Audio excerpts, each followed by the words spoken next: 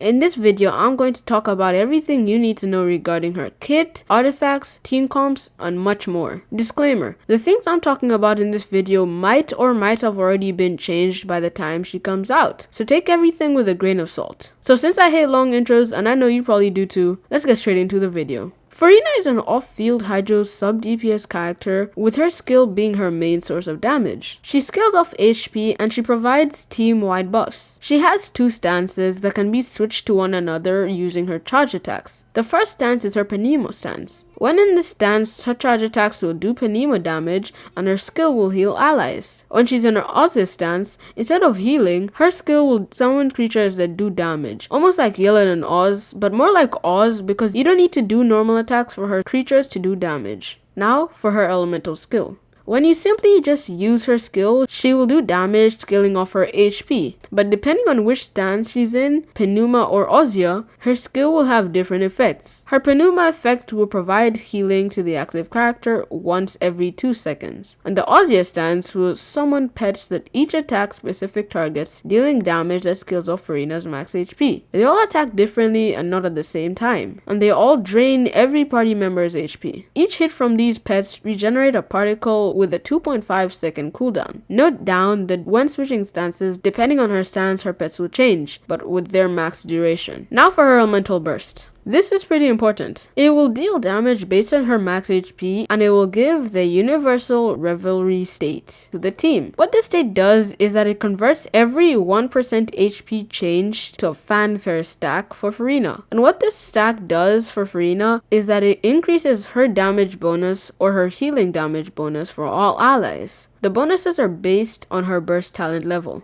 Now let's talk about her passives. Her first Ascension passive makes it so that FURINA heals a nearby ally for 4% of their max HP. This happens once every 2 seconds for 4 seconds, but this only happens when the on-field character has been healed by someone other than FURINA. Her fourth Ascension passive buffs the damage of her skill for every 1000 HP that FURINA has. This goes up to a 28% damage bonus. But for her healing skills buff, it gives her up to 16% decrease in healing intervals. This buff is amazing, but it caps at 40,000 HP. Let's talk about her talent priorities. Her skill helps her do most of her damage, so this should be your #1 priority. Her burst helps a lot with buffs, so it should be leveled up second or equally, and normal attacks are last. Now let's move on to her artifacts. She has 2 really good artifact sets, but let's start with her best in slot. This would be the Golden Troop set. This is because it increases her skill damage by a lot. And since she's mainly a sub-DPS character, this is going to be one of the best, if not the best, artifact set for her.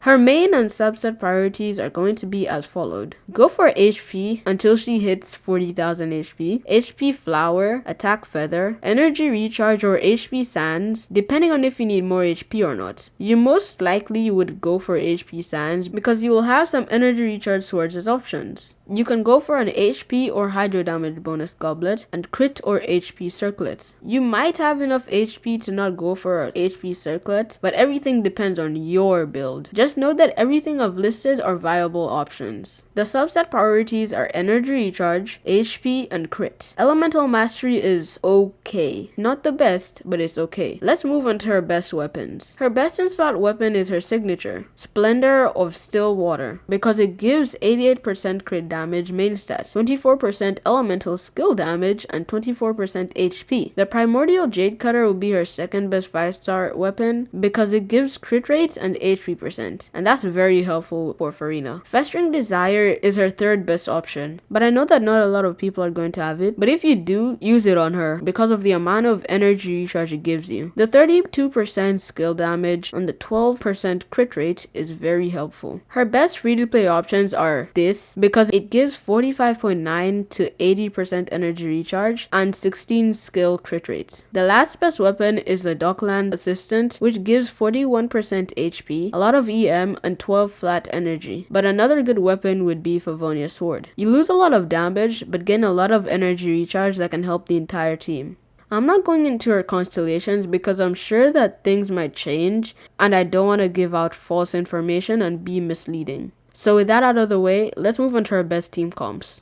When I first heard about her kits and what she did, I instantly thought about pairing her with Hu Tao in a vaporized virgin team. You could pair her with Hu Tao, Xingqiu, and Baizhu. You can have Hu Tao hitting hard with her charge attacks, Xingqiu hitting hard with his burst, and FURINA buffing while doing a lot of damage. The only problem with this is that Baizhu could mess up Hu Tao's HP, but you could replace him with Yellen if you'd like. I see her working well with Neuvillette, Nahida, and Kuki. This is because Neuvillette reduces his own HP, and this can help FURINA buff her own damage and her team damage even faster. And with these two together, they get Hydro Res. The last best team comp I want to talk about is a Quick Bloom team with Sino, Nahida, and Baizhu, because she can add a decent amount of Hydro and she increases this team's already amazing damage by a lot. Now for my opinion. I think that FURINA has potential to be one of the best characters we have ever seen in Genshin Impact. She buffs the team, does a lot of damage, heals, and is Hydro. The fact that she has all these things in her kit makes her an outstanding unit, and I can't wait to pull for her. Thank you all for watching. I hope you guys enjoyed the video. Make sure to comment down your opinions on FURINA and if you like her or not. And while you're down there, please make sure to subscribe. Have an amazing day. Bye.